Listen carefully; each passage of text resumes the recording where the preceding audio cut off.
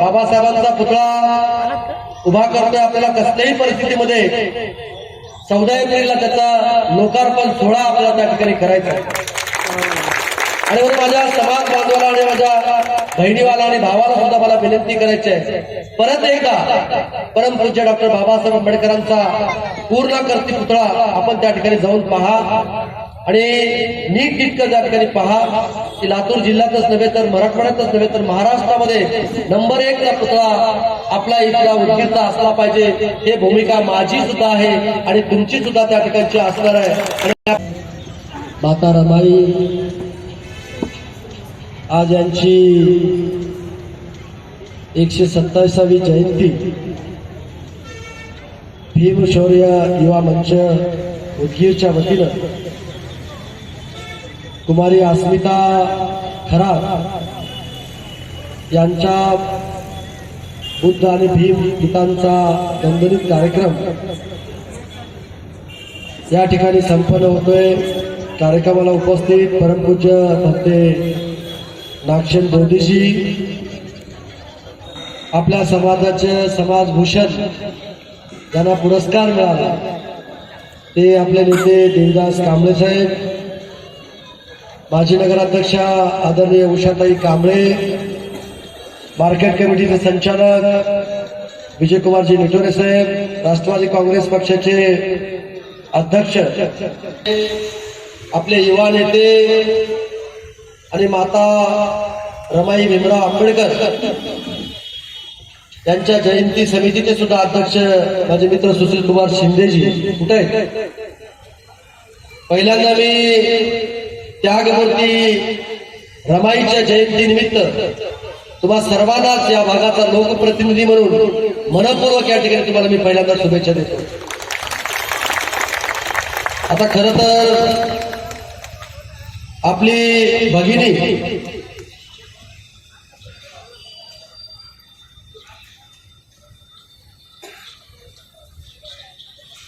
खरात ज्योतिताई खरात, अस्मिताताई खरातनी तिच्या गीतामधूनच सर्व माहिती रमाईची आपल्याला त्या ठिकाणी दिली. आपण त्याग मूर्ती म्हणून रमाईकडे आपण त्या ठिकाणी पाहतो. आज रमाईबद्दल बोलायचं झालं तर आपल्याला खूप काही बोलता येईल, पण सुशीलजी तुमचं मनापासून मी कौतुक अभिनंदन करतो की लातूर जिल्ह्यामध्ये एवढी भव्य दिव्य जयंती. खरं तर मी काल सोलापूरला होतो, सोलापूरमध्ये सुद्धा अशी जयंती भव्य दिव्य त्या ठिकाणी रमाईची साजरी झाली आणि काल सोलापूरला असल्यामुळं आज तो कार्यक्रम आपण या ठिकाणी ठेवला. अतिशय चांगला कार्यक्रम आपण या ठिकाणी आयोजित करून सर्व समाज बांधवांना एक चांगली आपण पर्वणी त्या ठिकाणी आपण दिला, त्याबद्दल मी मनपूर्वक सुशीलजीचं त्यांच्या टीमचं अभिनंदन आणि कौतुक सुद्धा या ठिकाणी मी करतो. आणि माझा सुद्धा तुमच्या सर्वांच्या आशीर्वादानं, तुमच्या सर्वांच्या सहकार्याने मला दुसऱ्यांदा या भागाचा आपण आमदार केला, त्याबद्दल तुमचे सुद्धा मी मनापासून आभार मानतो. तुम्हाला सुद्धा मी या ठिकाणी नतमस्तक या ठिकाणी होतो. तुम्हाला आपल्याला खूप काही आणखीन कामं या ठिकाणी करायचे. सकाळी एक कार्यक्रम झाला साहित्य संमेलनाचा. त्या साहित्य संमेलनामध्ये सुद्धा अनेक मान्यवर साहित्यिक राज्यभरातून त्या ठिकाणी आलेले होते आणि त्यांनी अनेक त्यांच्या भाषणामधून रमाईबद्दल, बाबासाहेबांबद्दल, छत्रपती शिवाजी महाराजाबद्दल, महात्मा बसवेश्वराबद्दल अनेक मार्गदर्शन आपल्याला त्या ठिकाणी केलं. आणि आज सुद्धा या ठिकाणी आल्यानंतर आपली लाडकी गायिका कुमारी अस्मिता खरात यांच्या माध्यमातून आपल्याला रमाईचा उलगडा त्या ठिकाणी होणार आहे. आज माझ्या समाज बांधवांना मी सांगू इच्छितो की आता बुद्धविहार झालंय, जागतिक लेवलचं बुद्धविहार झालं आणि परराज्यातून सुद्धा त्या ठिकाणी पाहण्यासाठी, तिथं नतमस्तक होण्यासाठी त्या ठिकाणी लोक येत आहेत. पण आपण इथले होस्ट म्हणून आपल्या सगळ्यांची जबाबदारी त्या ठिकाणी खूप आहे. आपण आठवड्यातले दिवस वाटून घेऊन आपण तिथं गेलं पाहिजे. मला काही सूचना त्या ठिकाणी केल्या पाहिजे. खूप चांगली व्यवस्था त्या ठिकाणी लोकांची झाली पाहिजे. हे सुद्धा बघण्याचं काम आपण त्या ठिकाणी करा. आता आपण ते लवकरात लवकर आपण त्या ठिकाणी करूया.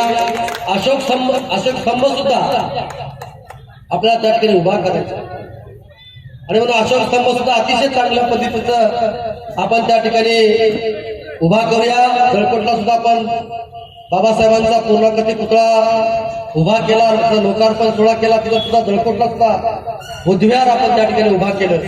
आणि म्हणून आणखीन काही आपल्याला बऱ्याच गोष्टी भविष्यामध्ये त्या ठिकाणी करायचंय. आपल्याला सगळ्यांचं स्वप्न आहे की इंदू मिलच्या जाग्यावरती आंतरराष्ट्रीय दर्जाचं स्मारक हे महाराष्ट्रामध्ये झालं पाहिजे. हे भूमिका आपल्या सर्व समाज बांधवाची त्या ठिकाणी होती.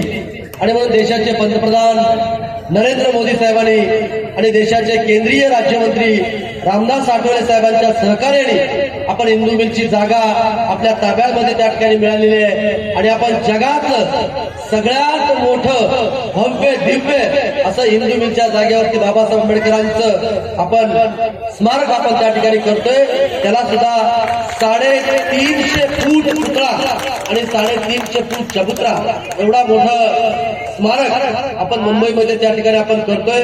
अशा अनेक गोष्टी एक समाज बांधव म्हणून मी आपल्या समोर मुद्दाम होऊन या कार्यक्रमाच्या निमित्तानं मी या ठिकाणी सांगितलं. आणि मी खरं तर सुशीलजीनं देवदास कांबळे साहेब माझ्याकडून आमदार म्हणून कसलीही देणगी घेतली नाही. भाऊ फक्त तुम्ही कार्यक्रमाला या, माता रमाईला हार घाला, उद्घाटन करा आणि तुम्ही निघून जा. असं होतं का कधी? पण ते सुशीलजीने करून दाखवलं. पण सुशीलजी सर्व समाज बांधवाच्या उपस्थिती मी सांगतो की अतिशय भव्य दिव्य कार्यक्रम त्या ठिकाणी आपण केलेला आहे. जे काही राहिलेलं असेल ते सगळं मी करून देतो, काळजी करू नका.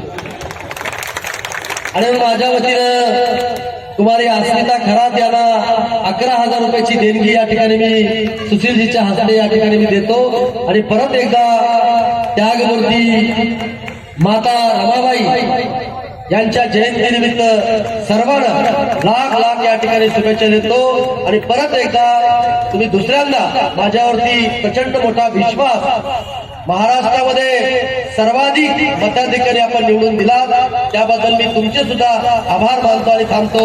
जय हिंद, जय महाराष्ट्र, जय भीम. वाटावी लाज